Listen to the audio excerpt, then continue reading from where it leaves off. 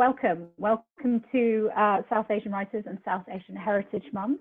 Welcome to our roundtable, Writing, Resilience and Tenacity. We're so excited to have you, and we're so excited to have our wonderful panelists.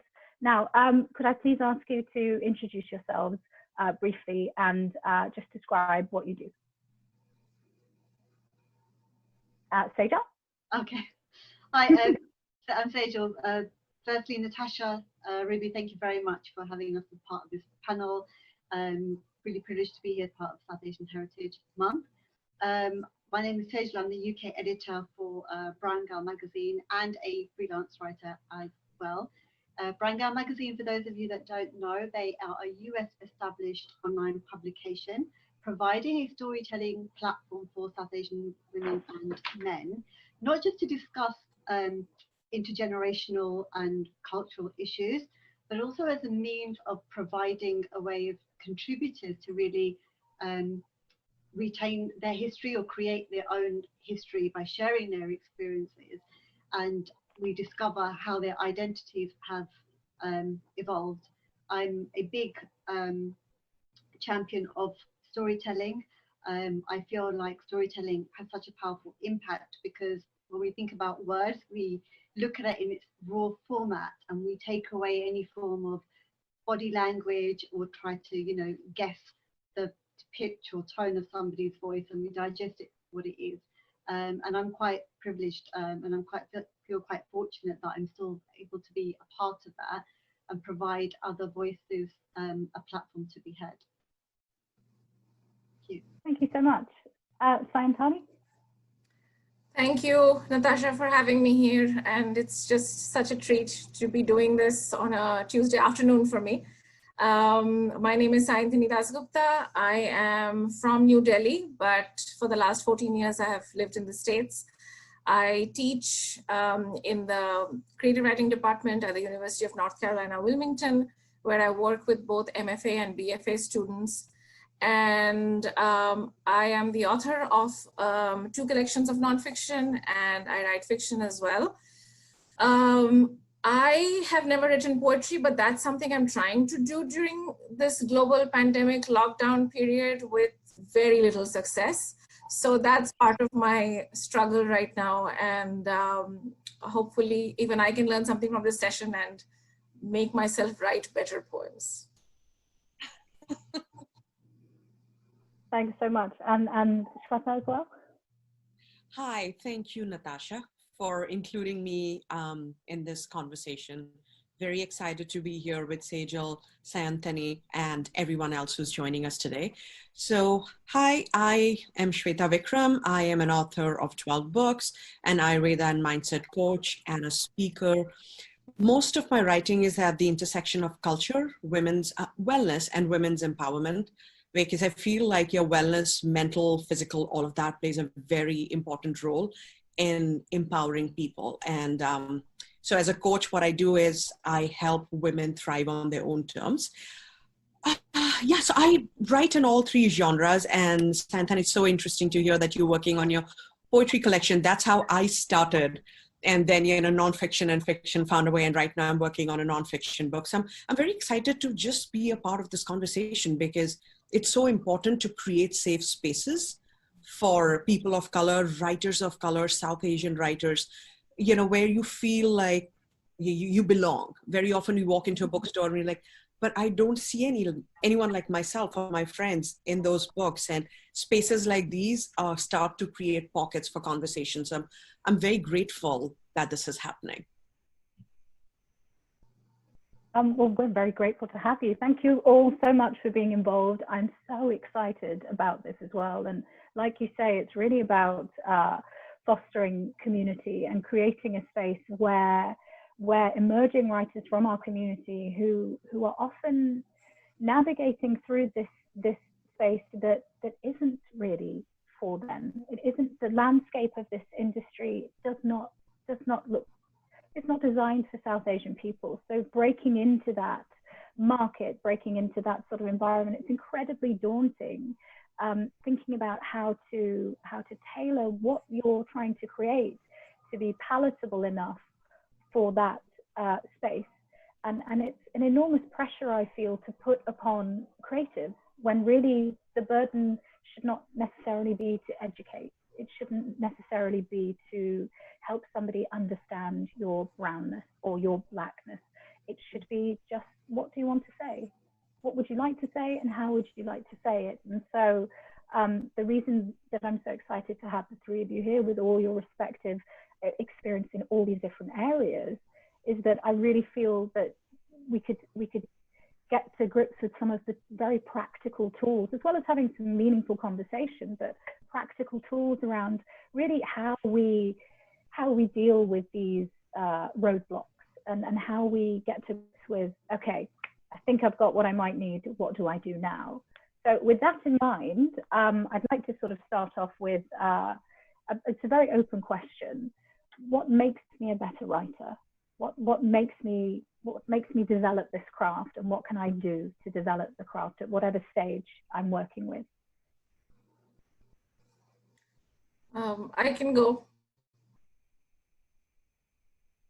Go for it. So I students this as well, that I practice my craft every day. You know, just the way a musician perhaps, or a ballet dancer will practice for hours. This is something that's essential for us as well. And even if it's just 20 minutes, even if it's 15 minutes, that's something that's more than what I had when I began in the morning. So I know some writers have practices like they will write a minimum of 300 words every day or 1,000 words every day. I have begun, this is maybe like the last 5 months or so, I've been writing 10 things in the morning. So it's a list of just 10 points. And that could be 10 things that have happened yesterday, 10 things that I'm going to do today, 10 places I would visit once this thing is done. So it could be any number of things, but it's just this quick list. And I think it's really easy to write in lists. You're just organizing your thoughts. And I don't self-edit, I don't scrutinize it very clearly or anything. It's just sort of a mind dump. Later on in the day, if I have time, I will build on it. I will add something else to it. I'll take a point from it and turn it into a short essay or add it to something else. But I think it's important to spend some time every day in your craft. And I also read every day, make it a point to read every day, because of course, if you give in to things like Netflix or Amazon Prime, there's just so much irresistible, delicious content, and you could just get lost in that kind of storytelling. So to be mindful of the fact that, okay, I'm just going to give maybe an hour of my day to this or whatever. Some days, of course, it's just binging, right? But to be, to know that reading is as valuable to be a good writer as the practice of writing itself. So, yeah. Yeah, I completely agree with you there. Actually, you hit the nail on the head. I think keeping an open mind is really important as well. I try to, as much as I can, read other publications from an editorial perspective. I'm always blown away by the level of maturity that some of these contributors come with, their style of writing, some of the topics that they pick. And I think to myself, wow, I wish I was that street savvy or that smart when I was 25. You know, I wish somebody was telling me, you know, it's not all about just marriage at kids by 25, 26. And the way in which they're objective with their arguments as well. And as you said yourself, you know, try and practice kind of writing as much as possible. I always try to remember to keep writing for myself, because I always try and tell myself, why am I doing this? You know, the more you start focusing on, I've got to do this to get attention instead of paying attention, which I got this phrase from this brilliant TEDx video, the more I will start enjoying my passion. The more I focus on, I have to get X, Y, Z down so that it can be pitched out, so that somebody will publicize it. I lose the passion, and I lose the enjoyment, and I lose the message that I'm trying to get across. And as much as possible as well, when I'm writing as well for other publications, I try and get second reads as much as possible, you know, outside of like my family members are always like very supportive, but somebody who I just think, who's going to look at this with a completely unbiased opinion and just think and strip it apart. But yes, reading is important, especially at a time right now where in the UK, the government has only recently announced a couple of weeks ago where they are not going to review the Black, Asian and ethnic minority history within our core curriculum. So therefore, if that doesn't become mandatory, those who aren't impacted by it are going to think, well, why should we educate ourselves? It shouldn't matter. So whilst we've still got this control, this power to create our own narrative and our history, as you said, Natasha, that's what I keep reminding myself as to this is why I'm doing it to begin with. And also trying my hand at creative writing, which I'm not very, very good at. My imagination goes here and there and it just doesn't make sense. But hopefully lockdown might change that, put me into perspective. I loved what both of you said, and I'll just add a little bit to that. I live in NYC, so my commute to my day job has been writing time. It's non-negotiable. And then when COVID happened, my commute was from the kitchen to the living room. So I'm like, okay, now I just have 30 seconds. So and that's where the wellness aspect for me at least comes in. It's being intentional and mindful about no matter what's happening in the world, writing is non-negotiable, because that's how, for me, I make sense of the world.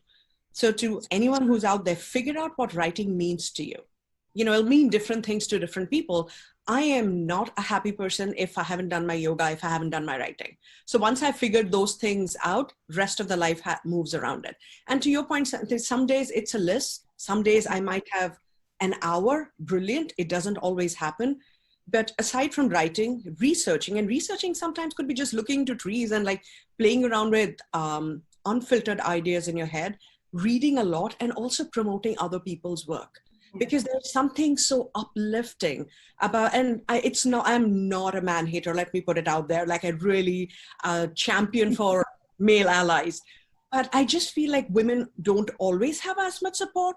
So I end up somehow and I'm being true to myself, so I end up promoting more women and their work. And that's also part of my writing life. It's not just creating my work, it's also reading other people's work, taking care of myself, but then also taking care of others, because we have to support each other as a community. And the amount we learn, you're in a new genre right now, Sayantani, or even for you, Sejal, you're doing creative writing while you're supporting others and idea sparks, and you're not doing it with that intention. But it's just that when you're surrounded by beautiful stories and words, you might have thought of something, or it might just spark something else. And I also feel like so much of it is about how full you want your life to feel. And when I see other women writers, their stories, all of that do well, it gives me faith despite the other stuff that media might tell us.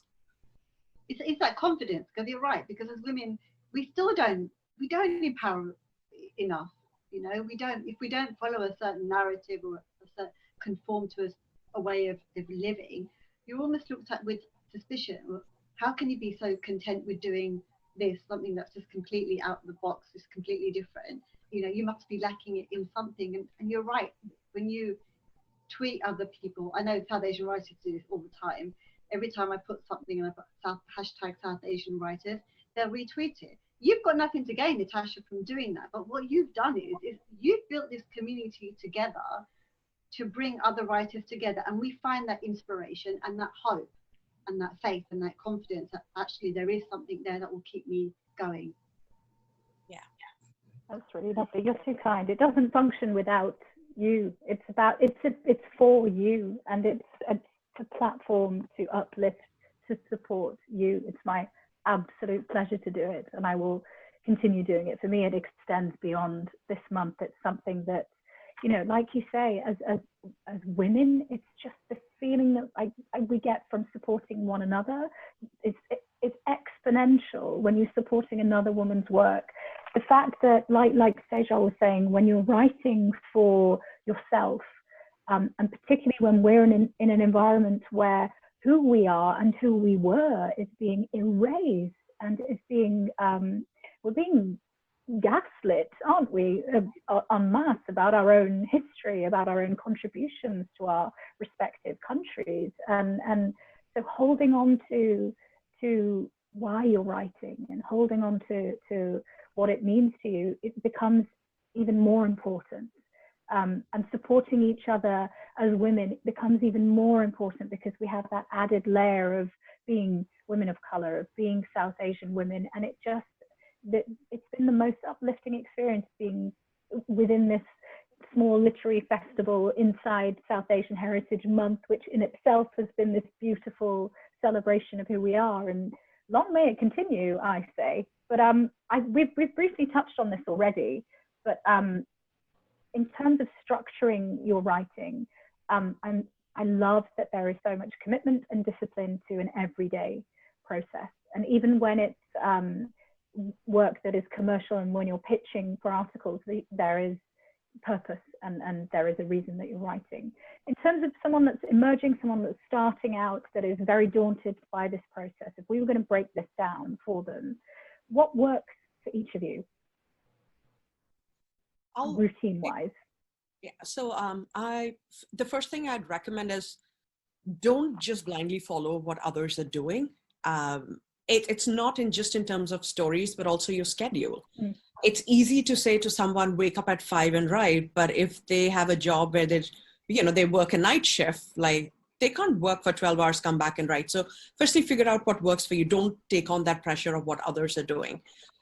For me in particular, I'm just a morning person. My brain goes blop after 7 p.m. So earlier the better. So before I try to get between 30 minutes to an hour of writing done 5 days a week. And then on Sundays, I try to carve out some time because I also want that balance between, my home, personal life, all of that stuff. So I'll again carve out some time on Sundays to just be able to even look at a piece, even if it's not intentional writing, even if it's editing. So I just feel when I go back to it on Monday, I'm not completely lost. And I've tried different formulas. For me, particularly, this has worked. And I think it's something that both Sejal and Sayantani have touched upon, like this whole art of writing in the daily practice of showing up. It reminds me of Pavlov's dog, right? Like there comes a time when you ring the bell and the dog salivates. I feel like the brain becomes that way. It knows, in my case, it's 5 a.m. She's showing up with a cup of tea. Oh, it's time for us to write. And that, your first draft might be just garbage, but anything is better than a blank page. So the other suggestion would be don't edit when you write. Like give yourself that freedom to write whatever comes, whether it's stream of consciousness or whether you've planned it, just don't use a filter when you're writing. So yeah. I would recommend buying books of writing prompts. I absolutely love them and I use them in my classes. I use them in my own writing because how a different writer or a teacher of writing is thinking is obviously not how you are going to be thinking. And in my case, I have found the prompt, if I'm opening the book to a random page and deciding, okay, I'm going to do whatever is the prompt on say page 19. And invariably the prompt on page 19 is one I do not want to do. Absolutely. I do not want to do it because it sucks. It's boring. It is mind numbing or it's complicated and I do not want to handle it. But if I plod through it, I will end up with something that I could not have come up with on my own. And the thrill of that you can still surprise yourself that, oh, wait, I did not think about that time when I did this or something is such a high. So I think buying books of prompts and not to I know this from a lot of writing friends that they think writing prompts aren't good for you because you're not exercising your imagination. But I think you are because you're just reading the prompt and you are responding to it. It is your imagination then that kicks in and that is at work. That and Shweta, I completely agree with you that what works for one writer might not work for another person. And just because something works for you vis-a-vis 5 a.m., that is not appropriate for another person. But just to know that, okay, I can take 10 minutes. I can write 5 sentences or whatever else.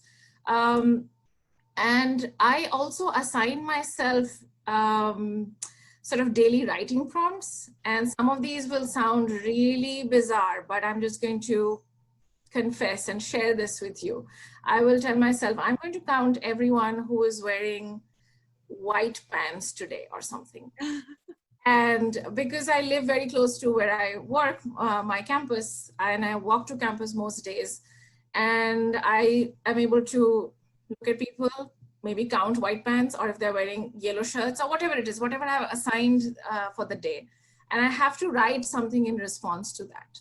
So to find ways to engage your brain that is surprising, I think that's also fun. Yeah. I think from an editorial perspective, I mean, we receive, I've got like my own team, but we also receive like lots of guest contributions, lots of guest pitches. Most kind of major publications will, you know, the print is kind of almost dying now. So lots of major magazines and publications are all online, and they accept guest submissions as well. What most publications, I suppose, don't want to see is long features just submitted to them. What's key is going to be your pitch. What's your message? So when some girls on my team ask me, you know, how do I structure it? And I always say, what is the underlying message that you want to come back to? You know, what is the point that you're trying to make? So with the Black Lives Movement matter for example, like there are loads and loads of submissions that we've had, and everybody feels quite passionate about it in one way or the other. And I said, well, what is the message that you're trying to give back? You know, what is the change that you are trying to be? Are you looking at interracial? Are you looking at this as a way of taking a magnifying glass and looking at interracial conflict? If so, then how do we address that? I think the guidance I would kind of give is, when you're trying to form a structure, as you said, obviously initially, just write freely. For example, you know, start off writing completely freely. Don't kind of keep in your head, it's got to be like, oh, 700 to 800 words. Just write freely. Then go back and look at it, edit it afterwards. But always ensure, you know, have you introduced the topic that you want to talk about? You know, don't assume that all readers are going to automatically know what the issue is or what the current topic is. Then go into the context of it. If you're making statements, make sure that they're backed up by facts, and then kind of summarize it with a resolution. And as you go along, you'll start to realize, I actually can put this into 700 to 800 words. And it's challenging. It's easier to kind of write something that's 2,000 words. And I did that when I had written for The Independent, and my initial feature was like 200, and they said, no, you've got 700. And it took me days to go back and forth until I was really getting the message in. But it's always, I think, you know, like publications don't want to see full-on features. If you have the right pitch and you have the right message, a good editor will work with that writer to kind of pull it all together and make that happen. So that's the kind of guidance I suppose I try and give to the team that I work with, and guest contributors that we have as well. Excuse me. Thank you so much. That's so useful as well, I think. I think a lot of people struggle with knowing how to approach editors, how to pitch pieces, because this is often an area that is quite locked off, I think, to people that are emerging writers. So I'm sure a lot of people would appreciate that. And we'll probably do a piece on this later on the website for anyone that's interested in this kind of content. I remember I went on a course at Bauer Media that was all about this a couple of years ago, and it was a week-long training course, and it was actually fascinating, because by the end of it, the trainers that came in and the lecturers that came in to teach us basically had said, half the people that are pitching articles and writing for magazines and papers right now, half of them are journalists that went and did their undergrad or their postgrad in journalism, and others are just writers who are doing, everybody's pitching at the same level. And I never knew that until I had to put myself on a course and have it explained to me over the course of a week. It took a week for me to believe that was the case, and then to believe that I could do it myself. And then I started approaching editors and pitching for pieces when I was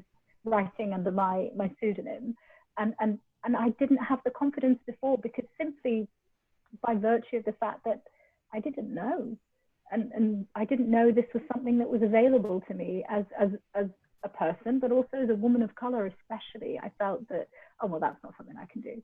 It's not something that, oh, I'm not even going to think about it. And having just limit our way of thinking, that, you know, the only things that we can pitch to national publications have got to be associated with my race or with my colour. But actually what I'm talking to you about is quite a universal problem. So yeah, I understand what you mean by the lack of confidence. It's a strange thing, isn't it? Yeah. So in terms of, with that sort of in mind, when you are comfortable with what you do have to say, when you are comfortable with the poems that you're writing, with the book that you've put together, with the proposal that you've put together, with the article that you want to pitch and the idea that you have, how do you put yourself out there? What kind of mindset would you what sort of advice would you give for the type of mindset you have to be in, and how to market yourself in an unabashed way that just dispels all of this programming that we have? It's very important to have, to build a little team for yourself. And of course, if you are in a writing program, it's kind of easy because you have peers who are in the same program, etc. But thanks to places such as Twitter, where definitely, Natasha, you and I found each other. So thanks to places like Twitter, Facebook, etc., it is so easy these days to form communities with like-minded people. So I think one of my best friends, Annie Lampman, who has a novel coming out next month, we have been friends for 14 years. And in this time, we have had so many writing failures, far more than writing successes. And it's so important to have someone in your team who will tell you, keep going, don't stop, keep going, keep going, keep going. And I think that voice has to be someone not in your family, and probably not even someone who is your teacher, because then the relationship is different. And someone who is your peer, who you're comfortable with in that sense, and who will listen to you vent or whatever, but also be this source of support throughout. So whenever I am setting out on maybe sending an essay that I'm not sure about, I will call on Annie or some other friends and ask them to give it a read. I will listen to their feedback, but not a lot of people either. So I would say a team of 2 to 3 maximum. And you have to trust what they are saying, but ultimately it's your gut, what it says vis-a-vis edits, etc. But having such a team, such a community is very helpful in terms of maybe they will see your essay in some way, or they will connect you with something that you weren't thinking of. So yeah, crowd your mind with good voices, but not too many. That's probably what I would say. I love that. I really do, because I've been on that extreme of too many people, and I've walked my way back into like this intimate group that I would trust, and they would trust me with the work, because I believe in consensus. So like by now, by the end of it, everyone will know how much mindfulness means to me. It's like, so if there are 5 people in the group and they all 5 think this piece doesn't fit somewhere, I'll pay attention to it. But if 3 people feel one way, 2 people feel the other way, I'll also listen to my gut, right? And that's why I think it's important to have that intimacy, that safe space where you're okay being you, because people, and as writers, human beings bring their baggage into a room, right? And very often, I remember when I was working on my novel, Louisiana Catch, I was part of this group, and there were 2 women who were like, how can you write a character who's a cat? And I'm like, we can't just write about good guys. We also need to write about flawed female characters, flawed male characters. Like if you're into Bollywood, everything can't be like a Yash Chopra movie. I mean, we are all flawed, and that's what I'm trying to create. And they were like, you can't do this in writing. So, that was a huge setback for me. I mean, the book came out, it did very well, but it hit me hard. For a month, I was like, oh, should I be like really murdering this character? And that was a turning point in my life where it's like, no, listen to your point, Sayantani, like listen to your gut. And it has to be a very safe space. Just because it's a writing group doesn't mean you will hear the voices that are really conducive to your work. So it really, there has to be that implicit trust.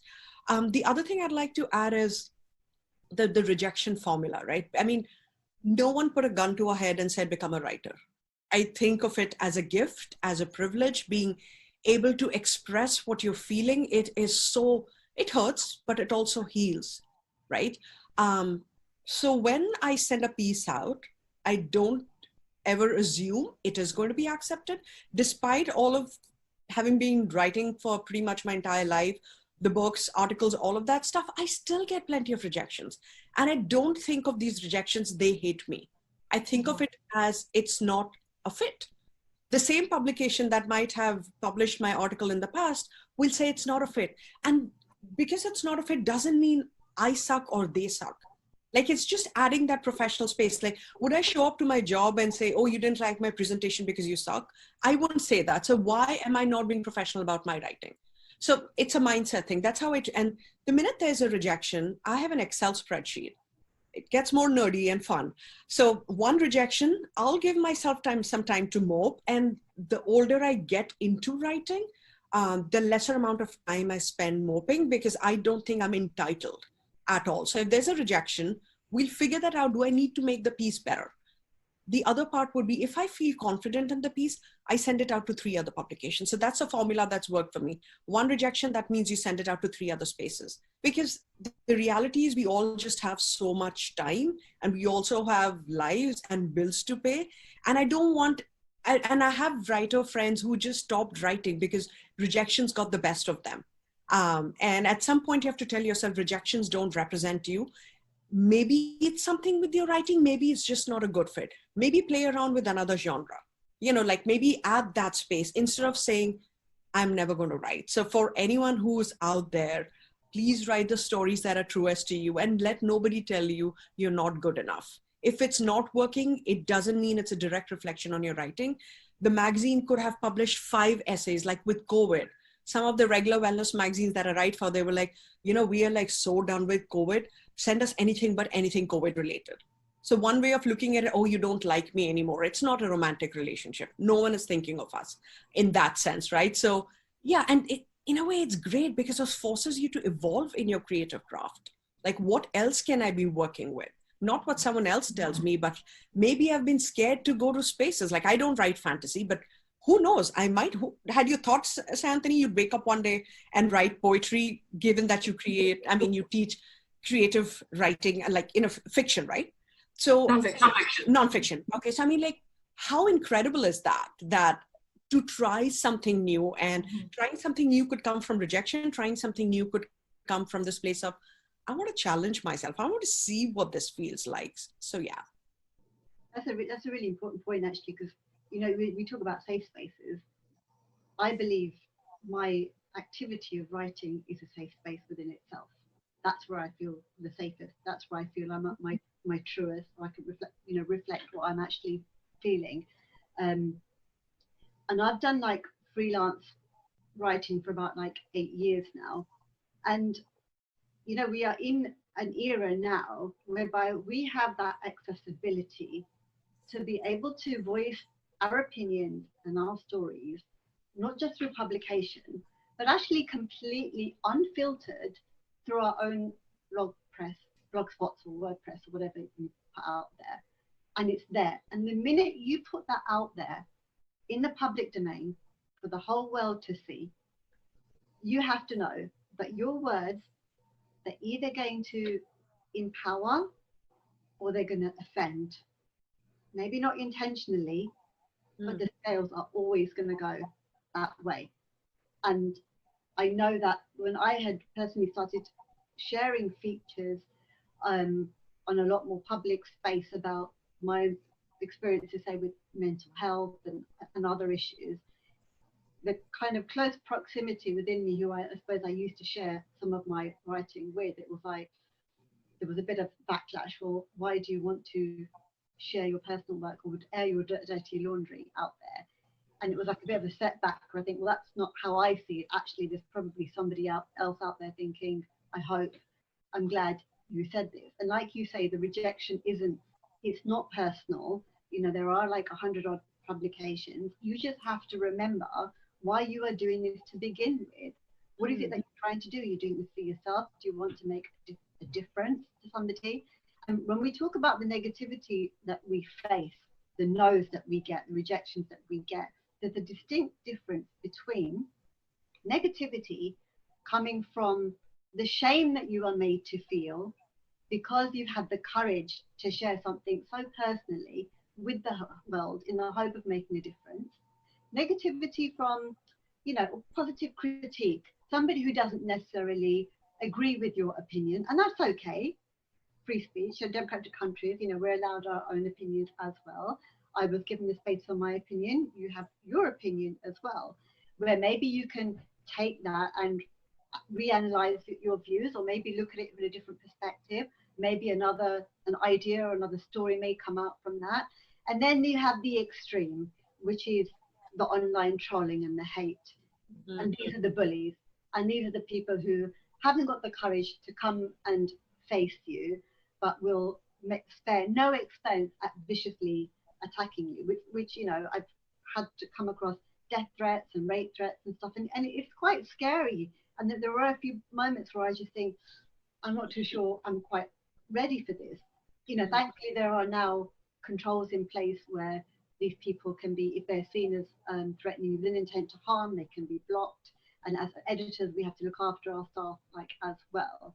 But there is a slight bit of thick skin you do have to get, because the rejection and the negativity, often I feel, especially with some of the freelance work that I've got, it's come at a more steep increase than the positives, if you like. The positives have kind of come in. And again, it comes back to my point, I'm not doing this specifically.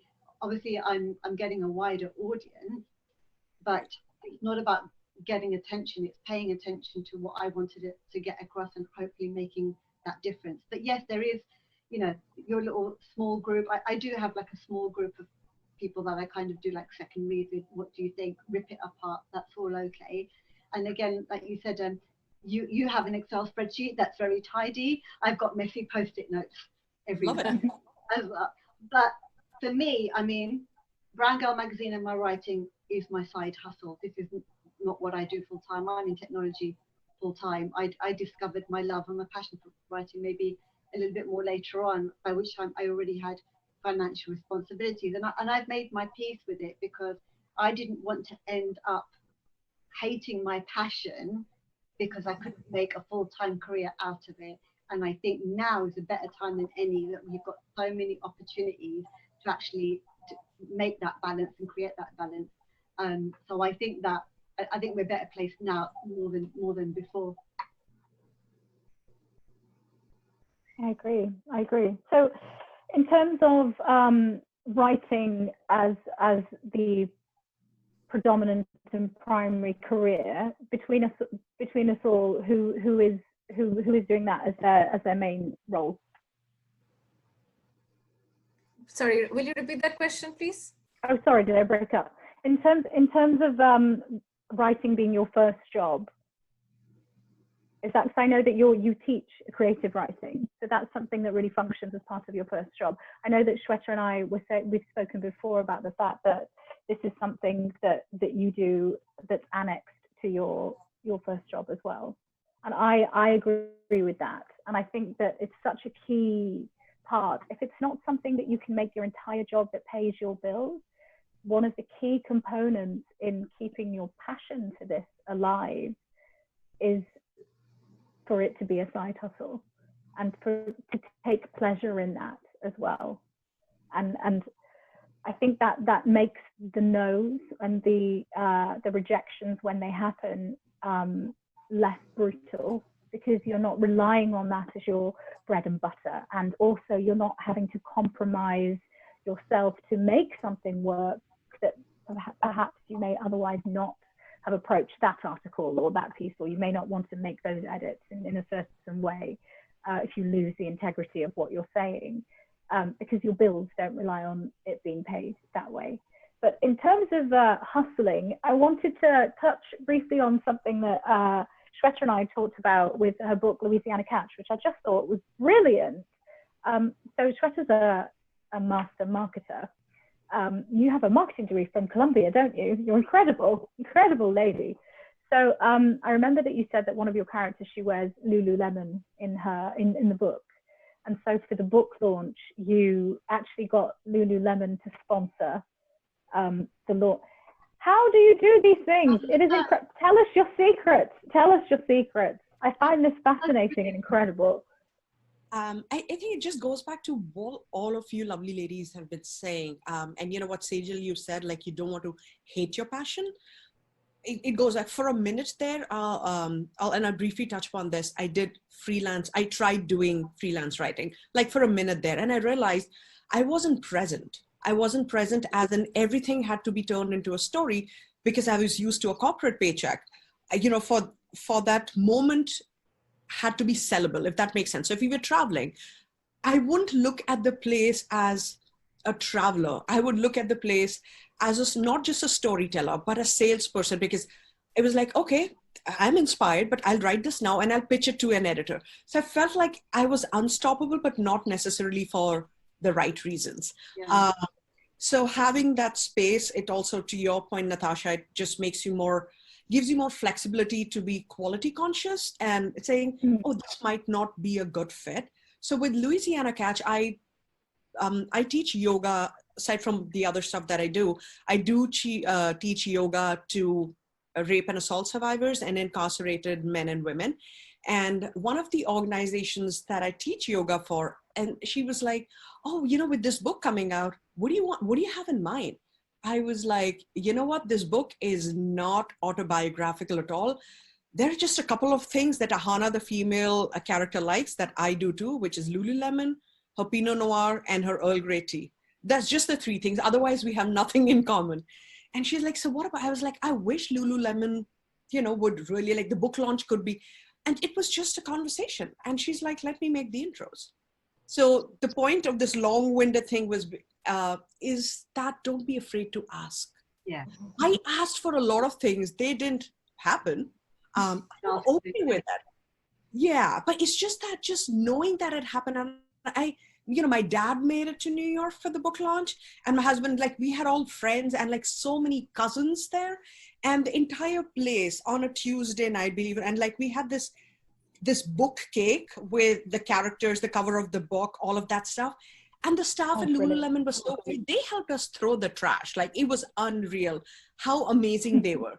So the point being, it was like, and someone from the mayor's office had showed up to be a part of the conversation, because we wanted to have a conversation around the female protagonist in the book is a sexual assault survivor. So to give voice to that issue, especially there's a lot of marital rape that happens in developing countries and we don't talk enough about them. And it's legal in certain countries as well, right? So it all just worked together, because I was writing about a character who's a sexual assault survivor. We have Lululemon who want to empower women. I knew somebody who knew somebody at Lululemon. So the point was just think outside the box, especially when, you know, you don't have the time or the budget. I didn't have like a free-flowing budget. I needed to work with so much of money to get the book out and do the book tour. So I was like, okay, I'm going to start asking people. And then ask without an ego attached. That's where the mindfulness comes in. Just because someone says a no doesn't mean they don't care about you or your book. There are many, many factors. It just so worked out, but there were other things that I'd probably wanted to do, and they didn't come through. So yeah. That's incredible. That's an amazing story. Love it. Oh, it's mad. I think it's brilliant. And I completely agree as well. The things that I've been able to kind of, I was going to say get, but I don't mean that word. Oh, that sounds horrific. I mean, the situations that I've been able to sort of to be in with people I strongly admire and never ever thought that I would have conversations like this occur have literally been because I've asked, without, like you say, without expectation, without judgment, and without agenda really of thinking that you're going to hate this person if they don't give you what you want, that you think that they're judging you if they don't give you what you want, because it's really just two people talking, two creatives talking. And my advice on this would echo yours. Just ask, be humble and open, and ask, and just say, hey, I don't know how this works. Or, oh, you're doing a thing, that's really exciting. Do you want to do it in England? Which is what I did with, there's a screenwriter in LA, Samir Gardevi. He's amazing. Go follow him on Twitter immediately. He's incredible. He's a screenwriter in LA. He's worked with NBC and CW and Nickelodeon, and he's written for Modern Family and Trevor Noah. He has an initiative called Break the Room, and it is about more diversity in writers' rooms, so that the people writing the stories have agency over their own stories, and so that there's more equal representation of people that we see on our screens, but it's written in a way that is actually realistic as well. It's written by us, and so we can tell our own stories as well. He's run this program for Black writers, for writers of color, for South Asian writers, for Muslim writers. There was a call out on Twitter, gosh, years ago for this. I thought it was open to everybody, so I just messaged him and went, hi, I'm in England, can I do this? And he just went, oh, it's only for America, sorry. And so I just messaged back and said, do you want to do it in England with me? Do you want to do it? And he was like, okay, fine, let's do it. And I was like, all right then. And we chicken with each other. And then, and so now that's what we're doing. We're working on funding, we're working on getting it here. And my plan is to really, my plan is for writers who already write, and for South Asian writers who already write, but who maybe want to break into film and television, but haven't had that backstage pass experience where we're taught how to write scripts. And what I love about him and his work is that he just says, tell me a story, write it on a napkin, give me a paragraph in a Word doc. You don't need the training. If you are a storyteller and you have a good story and I like it, you're on the program and you're invited to a week-long writer's room. They make a pilot, then they pitch that pilot to studios. It's a very practical thing. It's not shouting into an echo chamber that goes nowhere. But that's a sort of very inflated example. But the point being, I was just a girl with a smartphone sat at home on immunosuppressive therapy going, hello, do this thing with me. And equally, you know, that's how I approached Nikesh Shukla and asked him to read my work, and never thought he'd reply. And literally I just said, will you be my brown Obi-Wan Kenobi, please? Okay, bye. Okay, bye. And he was like, yeah, okay then. And it was so humbling when you do get these responses. Most of the time it's a no, or you don't get a reply. But when you do, you will be so grateful that you had that bit of moxie, that you had that bit of fire, and you just asked, and you just went, oh, you're probably really busy, and I'm sure you are, but I do this thing, and do you want to have a look at this thing that I do? It's over here, have a look. Okay, bye. And then why not? Why not? And I love that Lululemon did your book launch for you. It's incredible. It's incredible. And I always, that's my one piece of advice for anybody that is watching and listening. Ask, because, you know, if you don't believe in yourself, no one will. Mm-hmm. No one will. And we're all here to support you as well. Yeah.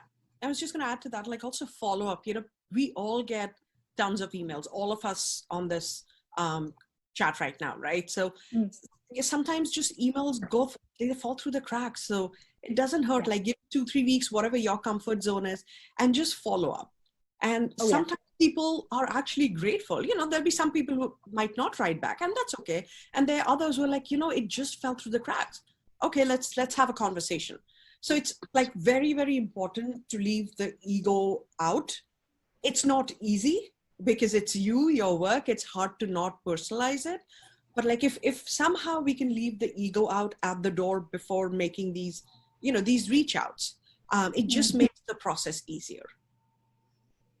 It really, really does. And I think it's exactly what you said. I'm sure everybody's inbox is crazy, isn't it? And having a follow-up message, or at the moment I'm telling people just to WhatsApp me, because I'm at the point where I'm like, if I'm holding my phone when I have your message, I can then go do exactly what you need me to do, because at the moment my email is melting. But it's exactly that. And I think this is a wonderful way to deal with, like we said, the wall of no's, which we've all been subject to, haven't we? And particularly as women of color. And I think that sometimes being faced with negatives and being faced with reasons to give up, it's very easy to run at the first hurdle, because imposter syndrome is an incredibly real thing with communities of color. It's an incredibly real thing with women as well. So, but this sort of touches on what we've discussed previously, but I'd like to develop on it a bit further, if I may. How do you battle through imposter syndrome? How do you battle through those moments when you are really, really doubting yourself, despite people qualifying how great you are, despite the accolades and despite your many, many achievements? I think it's going back to, I suppose, what Shweta was saying, is realizing that a rejection or, you know, a no, we need to make sure we're not trying to seek validation from somebody, you know, just because they've accepted or rejected. You know, is that what we're trying to do? Seek validation of our own worth, of our talent. Because even there's been times when I felt like I put something so hard into an article and it's been published by another publication and I've shared it out there in the world, and I'm like, well, why isn't it being tweeted enough? Like, or why on their Facebook page haven't they got enough likes? Or why isn't it being shared by my friends and family? You know, even that is plays part of some form of rejection, even when your work has already gone out there. That in itself manifests in rejection and self-doubt. And again, it comes back to, am I doing this for attention or, you know, seeking validation? And I think it comes back to, I suppose, like you said, because the rejection is maybe easier to handle because it's not like my bread and butter, but it's still a big part of who I am.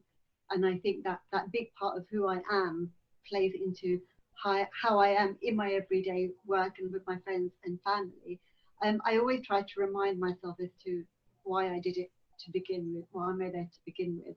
If it's something that I can read back and I've got belief in it and I've got my own blog spot, I can just put it out there and I've done that, that should be enough for me to think I've got my opinion out there, I've got my voice out there. And I've had, not many, but I've had comments on my website from random people who've commented going, thank you so much for writing this. And I think if that one comment has done something to maybe help somebody, that's enough. So I think that's how I try and look at it. I just don't try and seek validation. It's not about massaging my own ego. It's about something that I love doing, and it's actually probably helped me become a stronger and more confident person in general by using this tool. I think for me, to answer your question, how I beat imposter syndrome, if I have been rejected or if one of my pieces has been rejected, I allow myself to be sad about that. I let myself feel rejected and feel that sorrow, because I think in the US particularly, there is such an emphasis on always being happy. Right? Happiness is your goal. And one of the sentences I read in an article quite a while back was something like, the goal of life should not be happiness, it should be being useful. You know, how useful you can be, whether to your community or to your partner or to your family or whatever. And of course, when I'm feeling sad, I'm not thinking about these noble things that, oh, I must rise from this and save the world or help someone. I let myself be unhappy because I think there is infinite beauty in grief, in sorrow, in feeling those things and what comes out of those things, and not this constant pursuit of happy, happy, happy, happy. Because I think even in those moments, at the back of my head, I know that this is not forever. This is also going to pass, something else is going to come, tomorrow is another day, all of those things. So I think to an extent that, and I think reading good things, I mean, not like 15 ways to be happy this afternoon, not necessarily that, but if that's where your strength lies, and that's also wonderful. But sort of revisiting books from sometimes my childhood, which drew me to reading in the first place, and reading just for the fun of it, because oftentimes, and I have to do this consciously, because oftentimes when I'm reading a book, even for pleasure, I have my creative writing professor mind kick in, and I'm underlining in terms of, oh, this is a passage I want to share with my students because look how beautifully the point of view changes, or the main character is using location as a way to indicate something big, or so on and so forth. And I have to stop myself that, no, go back to being the person who loved books just for the joy of reading. And reading something like that is always very helpful in sort of cheering me up, or so on and so forth. There's also Netflix, there's also ice cream, just going for a walk, all of these things. But to not, I think for me, it's important to not suppress the grief with any kind of artificial quick fix. So if it's going to take me an hour to a day to a week, whatever that is, it's okay. I can handle it. There is something else is going to happen after this. But I like the idea that there's a return to self, that there are tools that you have to consolidate who you are and who you were and who you will continue to be despite whatever is rattling you at present. I think that's really, really beautiful. And I think that's a really useful tool as well. I'm going to start using that myself. I think that's lovely. I wanted to ask you, oh, I'm so sorry, carry on. Yeah, no, I was just saying, Sayantani, that was really profound. You know, it's like a very teenagerish of me, but there's this hashtag which I really like. It's okay to not be okay. I really like it. And it's so simple, but it makes so much sense. For me, when I'm in that phase, I always tell myself, like, what you resist persists. And my now is not a representation of tomorrow. So I just need to feel okay about control. And that's my personality, might not be everyone else's. So the minute I tell myself, this is how I feel now, but this is not how I felt yesterday. Doesn't mean how I'm going to feel tomorrow. That automatically just relaxes me a little bit. And then just going through that grieving process, even with COVID, you know, it is a grief that we are all dealing with, and we are all at different phases. And what you said is so true. Like, suppressing it makes no sense, because what we suppress, it's going to come out in a different way. Just handling it with grace and telling yourself this is not forever. And then, of course, finding what helps you heal in this whole process of rejection. Yeah. Writing itself as well can be a great way of just, you know, dealing with any form of grief in general. Sometimes we feel at our lowest is sometimes when our most deepest emotions come to the surface, not necessarily to share with everybody, and that's okay too, but also we use our own talent, I think, I suppose, to help heal ourselves as well. So yeah, my first book, Fire Girl, took 6 years to find a publisher. And it was 6 years of constant rejections from big publishing houses, indie presses, university presses, so on and so forth. And some of the rejections were bizarre because, for example, one university press said this on their website, that we are especially looking for books from South Asian writers, and we are looking for essay collections that are about feminism and religion and politics and personal story and so on and so forth. So I was like, that's me. I am here for you. I'm going to send the manuscript tomorrow and we will sign the contract day after tomorrow. Everything will be right with the world. And then the editor wrote back saying, oh, we just haven't updated our website in 3 years. We have already published one South Asian writer's book of essays. So we for the next 5-6 years, because obviously how can there be more than one South Asian writer writing essays? Heaven will. And that entire very hard, and just to sort of keep motivating myself to keep writing. And oftentimes I would leave the book and work on other things. So during those 6 years, what was helpful was I was consistently writing and I was sending out work for publication. So even if it was a tiny journal read by only 10 people, it was a publication. If it was a big place like the Rumpus, that's a publication, obviously. So to find that, to not sort of give up, that, okay, this is not happening right now. What else can I do that will feed my passion, but will also maybe put me 0.5 centimeters closer to my goal? So there are always going to be different ways of approaching that. And that's the thing. It's what makes me incandescently angry about what you just said is the fact that they're specifically asking for South Asian writers who are women, who are feminists, and yet the response when you arrived and went, I'm on my chariot, here I am, you've been waiting for me, is that, oh, we've already published one. And it is that narrow, pejorative view of us and what we have to say. And it's this monolithic view of South Asianness and our voice and our perspective, and as though we have one lens to look through life with as a community, as an entire community, and then as an entire female community, because we are one hive mind that's just in the shape of a chapati, apparently. But it's bananas to me, and it really speaks to an industry level problem. And this is why imposter syndrome persists, that even when you are achieving, when you have, you know, when you are the editor of a publication that's multinational and has a readership in 150 countries, when you're a best-selling author of 12 books, and when you are a marketer as well, and what was that? I wrote this amazing thing down for you. You won Voices of the Year, didn't you? Which is, Chelsea Clinton was the last person to win that award. Amazing. And Sayantani, 50 literary journals you've been published in, 50. And we're still talking about how it feels when we get slapped down by things, and I know that a mediocre white man would not be having these feelings, and we know that.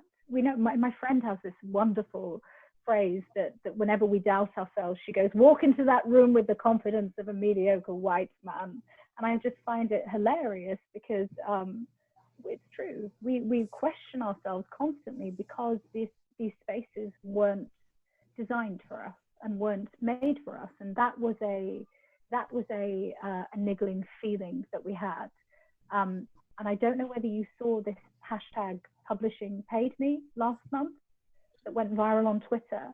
Things like this confirm it. Things like the report on diversity in publishing that came out last month, that was with Goldsmiths University, Spread the Word, and The Bookseller. And they spoke to professionals throughout every level of the industry. That's the first academic report in this country that was produced that really looked at, examined diversity in publishing. And they found that, they confirmed everything that we already know.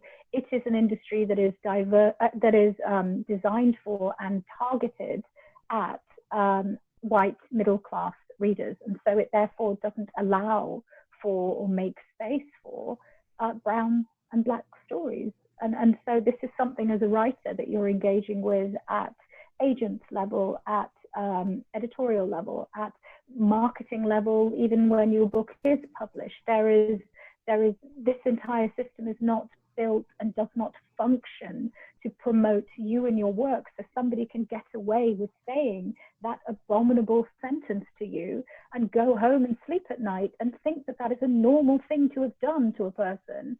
Oh, we have one brown story, we don't need any more. That is bananas to me. And the fact that isn't, isn't it? You're basically a tick box, and the same exactly in mainstream media as well, where we don't enough writers in film and in TV, because there's a certain narrative that you're looking for, you know, the exotic brown girl who comes from a traditional patriarch family, not allowed boyfriends.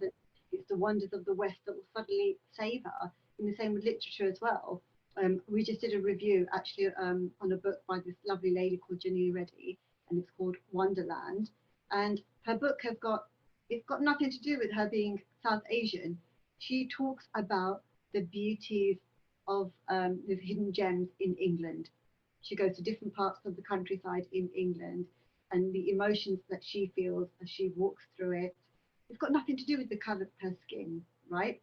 And it's beautiful. We did a review in it, and I just thought I wouldn't see something like that in a Waterstones. I wouldn't see something like that like on Amazon. I wouldn't see like all highly recommended, and because you just don't associate women of colour and a book about nature. It just doesn't no, it doesn't really conform. No, it doesn't really fit. And these are the kind of struggles that I feel that women and men and of ethnic minority are facing in the writing world. That it's when it comes to on a much more bigger level, it seems to be it's okay. We'll kind of write that narrative for you in your eyes, and that's probably where publications like Brown Girl magazine and other publications step in and say, let's give you a platform so you can say it in your words and you create your history, because only you know it. Nobody knows it better than you do. That's what I was going to say. That's what I was going to ask you next. Like, so what do we do with that? How do we hold that? And where do we go from here? Because I think things are changing on an industry level very slowly. We're in the midst of a political and social awakening in the wake of Black Lives Matter and a lot of the movement that is happening in this country and internationally. People are starting to listen to our voices, and they're starting to acknowledge that this isn't a system that is not equitable, and that we need to make moves to change it, to make it fairer. But that change is going to happen very, very slowly, because it is a system overhaul. So what can we do as creatives, as writers, as a community? How do we hold this? How do we move forward from here? And what can we do to keep ourselves writing? One of the things that frustrates me and upsets me more than anything is losing our stories. It's thinking of all of the people whose wonderful work we may have lost because they faced this wall and stopped. And I hate it. And I'm done with it. I do not want to lose anymore. I don't want any of you to stop writing. You are glorious. You are fantastic. Everything you have to say is valid. How do we encourage people to keep going in spite of what feels like a wall of dirge, but it's changing slowly? You've already started the movement by doing that. Don't you agree, ladies? I think that with events like this is more or less, to me, this is like a movement. Especially in these challenging times, this pandemic, where there's so much uncertainty, we've got the advantage of the internet at our fingertips. We can all watch in different time zones. We're so accessible to people, and I think that holding panels like this and all of the other events that South Asian Heritage Month have been doing, getting people like Mira Sayal on board as well, who I absolutely adore. I think that in itself is such a massive movement and should continue. I think also, I don't know if it's called like really educating, but having conversations, even if we start small within our own circles, of telling people the danger of one story about a culture. Like their assumptions that this is, Sayantani, when I was faced something similar, an New York agent signed me on and then said, this is going to go to this publishing house, named a big one, but America isn't, and I'm quoting him, America isn't ready for a happy immigrant story. So basically, my protagonist had to wear a sari, cry about fish. Yeah, and it was very, and it was not an easy decision. I'll tell you, it wasn't an easy decision. When you think one of the top 6 is going to publish you, but I was like, nope. And Louisiana Catch is out today. So woohoo, it worked out. So my point being, doesn't mean it always works out. I've had manuscripts that haven't moved, but don't give up. Just go back to what we've all been talking. Why did you start to write? Yes, we want our books in bookstores, but also we started to write because writing is how we heal, we make sense of the world, how we explore our emotions. And it could be like a million reasons. So just keep at it and talk to the people within your circles. Like I had this one publicist who was like, oh, I like Louisiana Catch. Your writing is beautiful. But you write about like this affluent India. When I went to India, there were these poor people, and I'm like, again, danger of one story. Is it fair on my part to say all Americans are, gun-loving, McDonald's eating, over-the-top people? She's like, no. So I said, how do you assume India is only about slumdog millionaires? There is a lot of India, and we are all entitled to tell our own stories. And you went to India probably before most of us were born, and you came back with one story. And because that saves your white savior guilt. You know, that I tipped somebody $100 and that's going to be their groceries for 2 months. I felt so good. I'm like, there is a Mittal who could buy you out. So my point, there is also Indira Nooyi, Indira Gandhi, Priyanka Chopra. There is a lot of different Indian women. So really, like, so I think it's important to have these, continue having these conversations, aside from continuing to write what you choose to write. Because the more of us do this, the demand for our stories will go up instead of caving in and writing what they expect us to write. And instead of fading away as well. Brownness is not normalized. South Asianness is not normalized in this culture. And so we have these pantomime versions of who we are, and we're expected to pander to that, I think. And I can't believe somebody said that to you. I'm so angry. It's ridiculous. It's absolutely ridiculous. So I think what we're really kind of touching on here is the fact that resilience is it's an active process, and it is something that we need to learn, and we need to learn it quickly, and we need to implement it every day as much as we would a writing routine. If it's something that matters to you and it's something that you want to do, and we want to write and we want to create because we care deeply about it, we're passionate about it, part of that commitment is an active commitment to the practice of resilience, because I think it's a self-care measure for us. I think that we require it to even start approaching this prickly world of commercializing our stories, which I agree with you 100%. It is vital that we keep sharing. It is vital that we keep talking as well. Oh, I wanted to mention as well, everybody that is watching us, hello. We are going to throw this open to Q&A. So if you have any questions for our panelists, please just post them in the chat, and we're happy to relay them. I'll have to put my face very close to the screen, so don't get freaked out. But yes, I agree with you 100%. Have you had any overtly negative experiences beyond the microaggression that you've spoken about already, in terms of people trying to discourage you to speak up or to tell your stories? Definitely. But I want to quickly go back to the last question for a minute, because in terms of how to move forward, I have also been thinking a great deal about, sure, I'm not one of the privileged here in the West, but back home, I'm a person of many privileges. So what can I do to make things better for even 5 people or 6 people or 5 writers?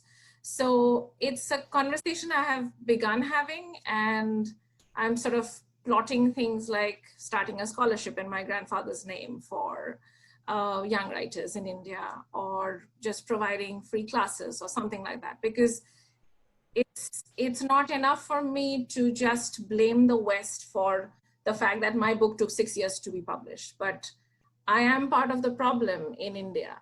I am a Hindu, I'm upper caste, I'm all of these things. So what can I do to perhaps change the equation, even if it is for just one person, Now, about the next question you asked, microaggressions, the one that I can think of, and this was not micro, this was massive, was when I came with my job in North Carolina as an assistant professor. And within the first week of arriving here, I was attending an event on campus, and 2 women, 2 staff members, not faculty, not my department, 2 staff members said, "Oh, all the good jobs go to brown women these days." Wow. And of course, if you know anything about academia and higher education in the US and how few jobs there are to be had, especially in fields such as creative writing, particularly, like tenure track assistant professor jobs are very, very rare. So that automatically, this statement that all good jobs go to brown women. So I said, no, they still go to the best candidates. That's just how it is.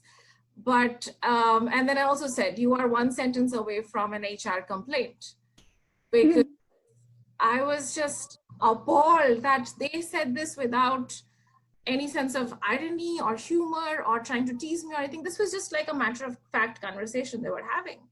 And the fact that they felt that they could have this, that means they have never been checked in their entire professional lives. They have never been told that this is a huge human rights problem, human resources problem, and I am going to HR and lodging a complaint. So I felt that was very important. Otherwise, I'm not usually a threatening kind of a person, but it felt like something that had to be said so that I don't say this to another Black or brown person on campus or anywhere ever again. There is a really brilliant book that I'm reading at the moment called, quite controversial, it's called Why I Stopped Talking to White People About Race. And it was on the back of her own. She started off with a blog, and then the book followed afterwards. I was a bit skeptical because initially I thought, well, she's kind of maybe placing all white people in one boat, but actually I cannot put it down, because there are examples of clearly what you were saying, Sayantani, that there are in certain parts of England, certain industries where there is a lack of ethnic minority groups and Blacks, and the laws to kind of change that or change how people, employment laws have only recently started changing, which is quite shocking in itself. But also now that there are people that she's given examples of how these comments have come up, or like, oh, well, I suppose to tip the quota, we have to hire X, Y, Z. Oh, this is now your own form of tokenism. This is like racism. And it's like, well, you haven't had to go through the struggles that we have had to get through. You're not the one that has been sitting there knowing that your CV is probably being passed away because that person can't pronounce your name. They just can't pronounce your name, so it's easy to throw your CV away. So unless you've had to face the struggles, you can't, I think it's very ignorant to kind of make a roll off the tongue comment, if you like, to say, well, it all goes to brown people. Well, actually, you don't know how it was before. This is also just on our merit, just as you got your job here as well. I highly recommend it. Controversial, absolutely, by far one of the best things I've read this year. Really, really good book. It's incredible. It's such a powerful novel, and it's I think it's one of the very rare bridges that so many of my white friends who've read it finally have been able to access a perspective that really wasn't available to them before, no matter how many conversations that you would try to facilitate. It's just such a difficult thing to talk about, and it's such a difficult thing to navigate through, because like you say, it's very hard not to, even as a white person in that situation, it's very hard not to feel attacked, because white fragility is quite real, and so people think that you are attacking their entire race, and that you're saying that they shouldn't exist as people, which is not what you're saying at all. You're just trying to be highlight inequality. But I think it's a difficult one. That book really is fantastic. Yeah, she's not trying to segregate. She's not being divisive. She's merely pointing out that, can you understand where this anger kind of simmers from? Because our history, our forefathers, ancestors' contribution to this country, and there's so much Black history that I didn't know about, South Asian history. How many Sikhs were brought over for World War I to the UK to fight in World War I? As a nation, I should know more about this, and I'm having to read another book. We're not taught about this at all, and we should be. We're not taught about it. I learned so much about the UK civil rights movement from that book in my 30s that I just never knew about. I thought that the civil rights movement was a largely American-based historical occurrence. I just didn't think. It's not that I didn't think; it just didn't occur to me that it had. It's never no, because we hadn't.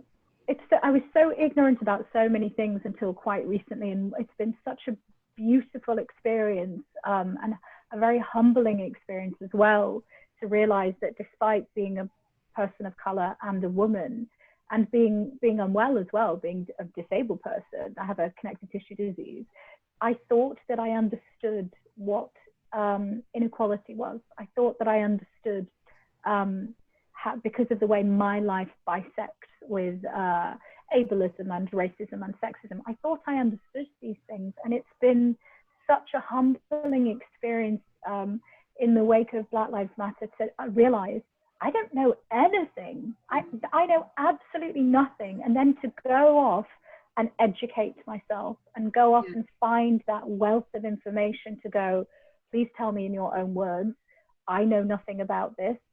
I want to come at this with a fresh mind, just tell me. And also not to put the burden of education on Black people, but the people that have chosen to share with you and to educate you, access and relish that information, you know, absorb that information and change your worldview. And I love literature that does that. And we have the opportunity to do that also. And I just don't understand, and I don't know how to engage with people who wouldn't want to enrich their worldview in that way, and wouldn't want to widen their lens in that way either. It's a strange one. But yes, I'm mindful of the time. We are very, very close to 7 o'clock. So I'm going to field some questions. It's been amazing so far. I think I've run away with the time. Right, okay.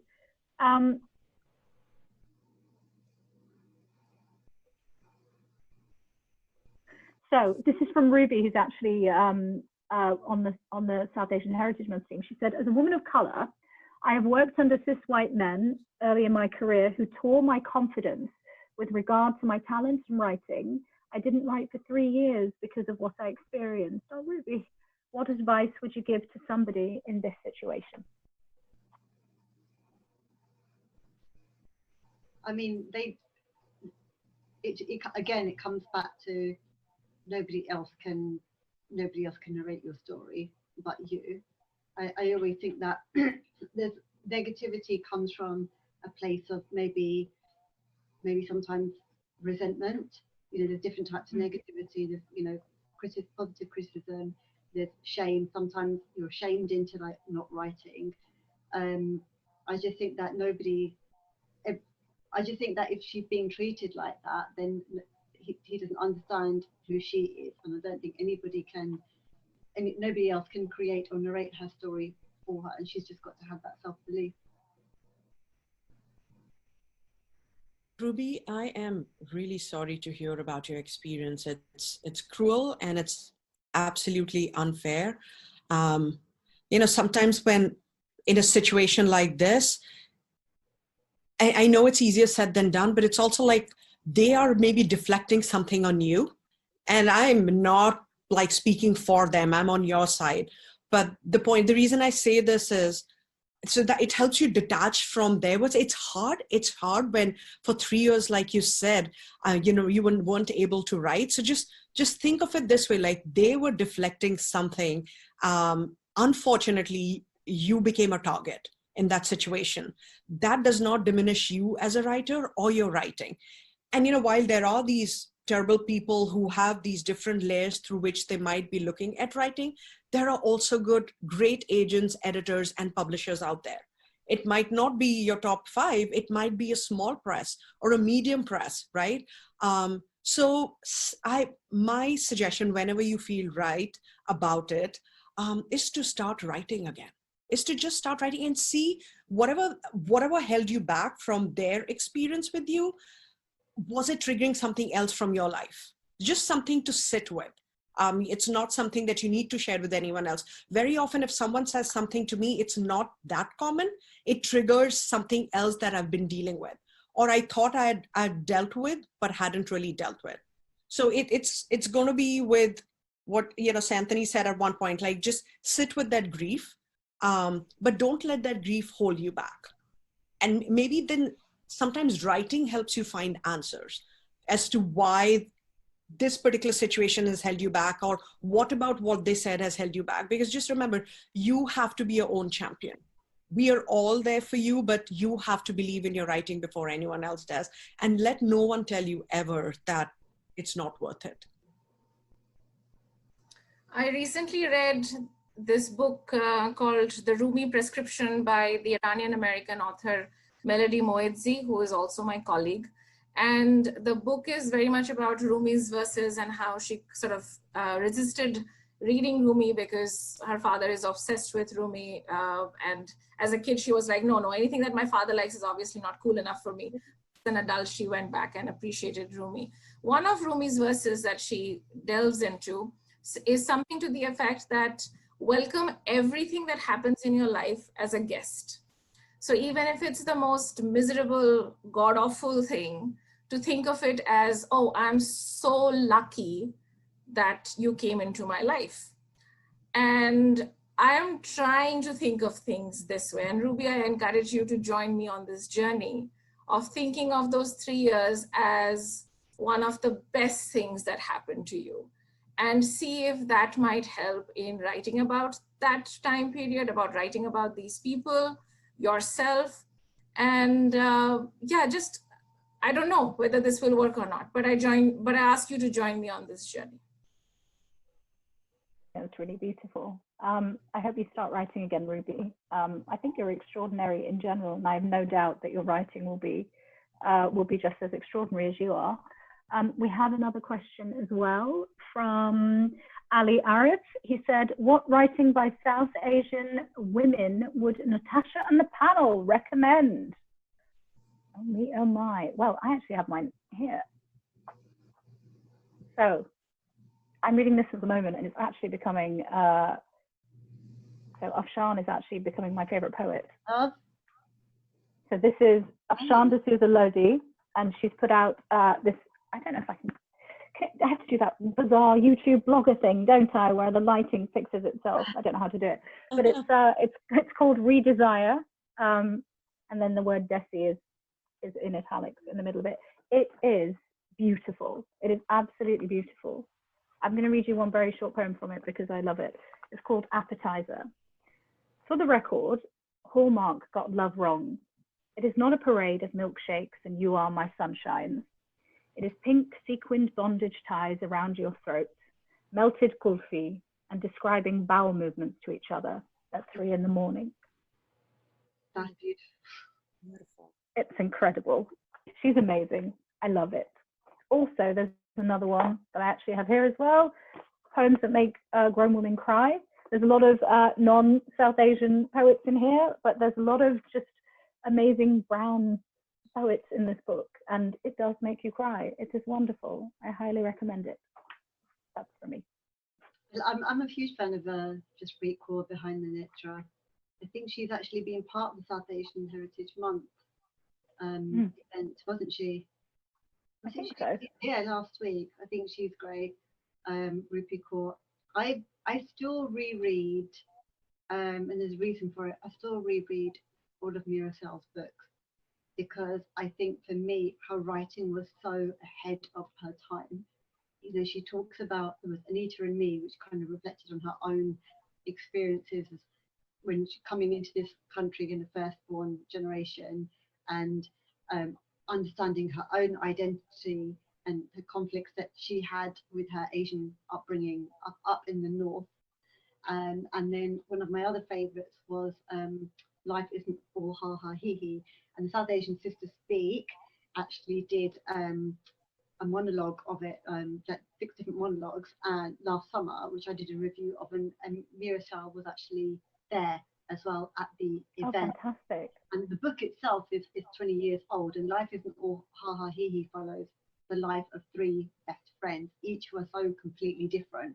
One is like, you know, completely independent, filmmaker, and the other one's I think like going through divorce, and the other one has followed societal norms and gotten married, but how their friendships evolve 20 years ago. And the irony is that some of the topics that were raised, the girls who were doing these monologues, who are probably about like, you know, 10, 15 years younger than I am, are bringing up the same themes again when it comes to culture and friendship. And you're sitting there thinking, wow, has any of these identity crisis issues that we've had, has it really ever changed? And I think just her style of writing is so clever, be it in books, in film, in comedy.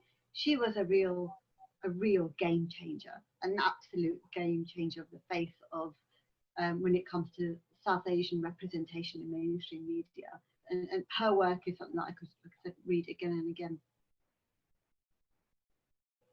I would recommend the fiction writer Jenny Bhatt. She has a new collection of stories coming out called Each of Us Killers. And I think it's coming out in September. And Jenny is very active on Twitter, and she always is ready for conversations about writing and craft. And I love writers who are generous like that, who are so willing to talk to just readers, other writers, etc. So Jenny Bhatt's Each of Us Killers is a collection of short stories, and it's wonderful. And then over the summer, I read a collection of essays by Sumana Roy, and the book is called How I Became a Tree. And it is such beautiful prose.